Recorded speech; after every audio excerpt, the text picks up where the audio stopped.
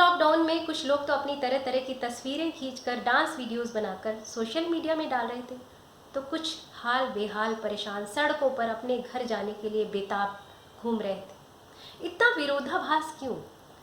क्यों ये परेशान हुए? और ये लॉकडाउन क्या सिखा गया कि आगे ये ना परेशान हो? आइए जानने की कोशिश करते हैं इस घटना के माध्यम से। कुछ महीनों पहले की बात है, मैं अपनी बेटी को बस स्टॉप तक छोड़ने जाती थी। तो उस बस स्टॉप के पास कुछ ठेले वाले खड़े रहते थे, जिनके पास तरह तरह के नाश्ते, उपमा, पोहा, ढोकला, इडली सांभर वगैरह रहता था। और इन ठेलों पर खाने वालों की भीड़ लगी रहती थी। मुझे लगता था ये बहुत ही टेस्टी नाश्ता रखते होंगे, ताज़ा फ्रेश, और इसीलिए शायद इतनी भीड़ लगी रहती है। तो एक दिन मैंने एक ठेले वाले से 6 इडलियाँ खरीदी, जो उसने मुझे 36 रुपए की दी। इतनी सस्ती भी नहीं थी। सांभर मैंने घर पर बनाया और जब खाया तो समझ में आया जो मैं सोच रही थी बिल्कुल गलत था। इडलियाँ एक दिन पुरानी बासी बनी हुई थी, मटेरियल भी उसमें अच्छा नहीं यूज़ हुआ था और एकदम टेस्टलेस थी वो इडलियाँ।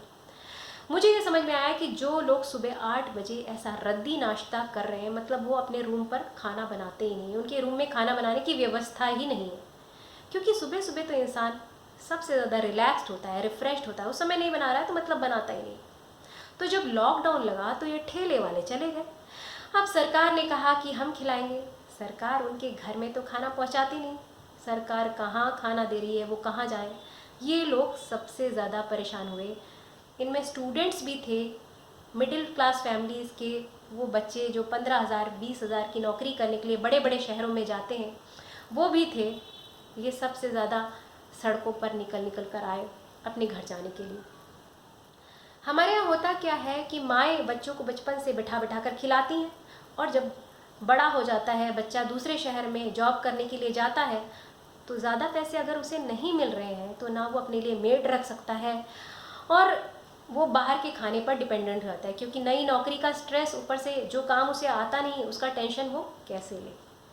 तो ये लॉकडाउन ये सिखा रहा है कि अब आप नौकरी करने निकलिए चाहे बाहर पढ़ने निकलिए, अपने कमरे में खाना बनाने की व्यवस्था ज़रूर रखिएगा।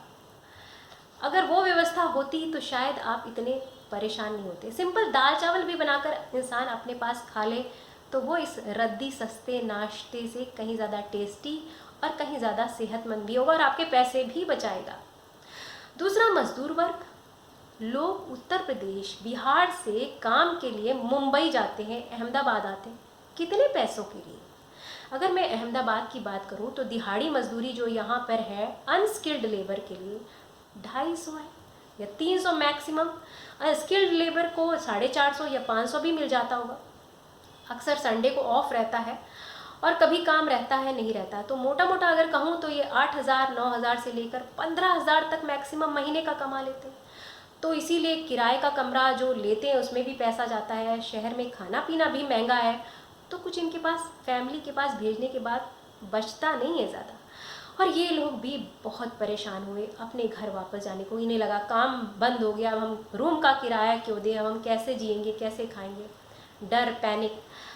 तो ये सिचुएशन कह रही है कि दूर इतनी तभी काम करने जाना चाहिए जब आपके पास ढंग से पैसे बचते हो, कि कभी कोई तूफान आंधी परेशानी आ जाए तो आपको बिना काम के भी दिक्कत ना हो, आप 2-3 महीना आराम से गुजार सकें। अदरवाइज़ इतनी दूर जाना बेकार है। इससे अच्छा होगा कि आपके गांव के आसपास जो शहर हैं उनमें ही काम की तलाश करें। मुझे याद है 29 मार्च को मैंने एक पोस्ट डाली थी फेसबुक पर, जिसमें मैंने कहा था कि अगर सरकार पहले लेबर्स के घर जाने का इंतज़ाम कर देती, उसके बाद लॉकडाउन लगाती, तो लोग इतने परेशान ना होते। उस समय बहुत सारी लेडीज़ ने ये आकर कहा कि ऐसा नहीं है कि छोटे शहरों में या गाँव में काम की इतनी कमी है, इन्हें शौक भी ज़्यादा है बाहर जाने का, तो घर का काम ये लोग करना भी नहीं चाहते। तो मैं बता दूं कि जो घर का काम होता है वो थोड़ी स्किल मांगता है, थोड़े प्रैक्टिस ज़रूर मांगता है, लेकिन घर के काम में भी पैसा अच्छा है, खाना भी मिल जाता है, कपड़े भी मिल जाते हैं।